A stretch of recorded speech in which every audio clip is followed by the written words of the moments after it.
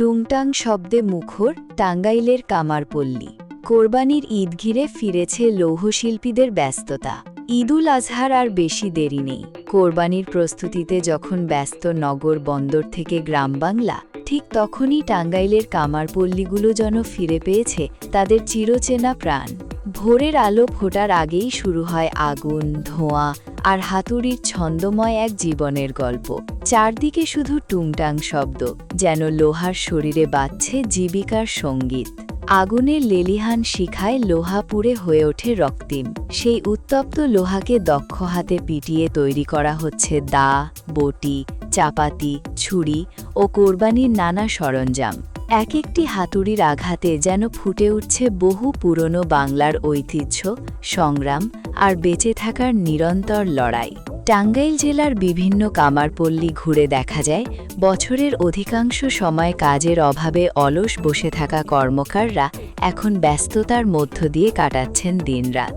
সকাল থেকে গভীর রাত পর্যন্ত চলছে আগুন জ্বালিয়ে লোহা গড়ার কাজ। কেউ পুরনো দা ছুরি শান দিচ্ছেন, কেউ আবার নতুন সরঞ্জাম বানাতে ব্যস্ত।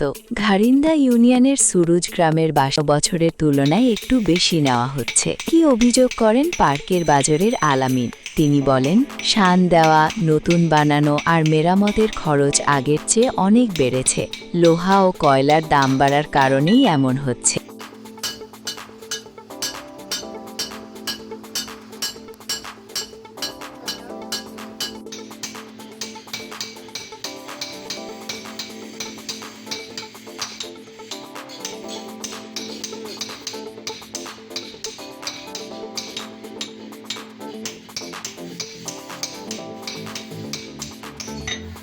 কেবল ক্রেতারাই নন, নিজেদের দীর্ঘশ্বাসের কথাও শোনাচ্ছেন কামার শিল্পীরা।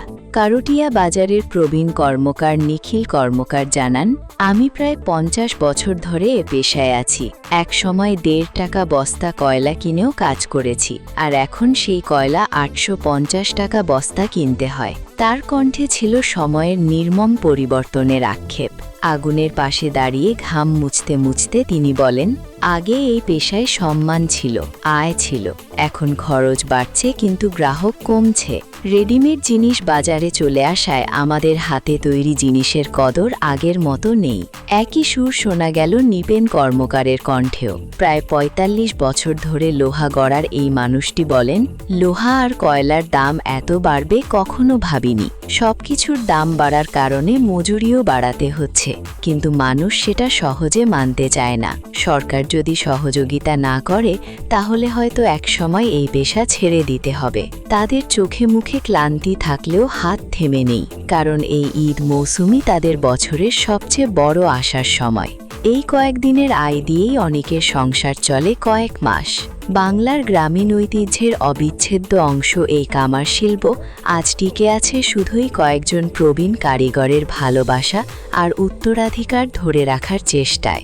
আধুনিকতার ভিড়ে হারিয়ে যেতে বসা এই শিল্প যেন এখনও আগুনের ভেতর দাঁড়িয়ে লড়ছে নিজের অস্তিত্ব রক্ষার যুদ্ধ।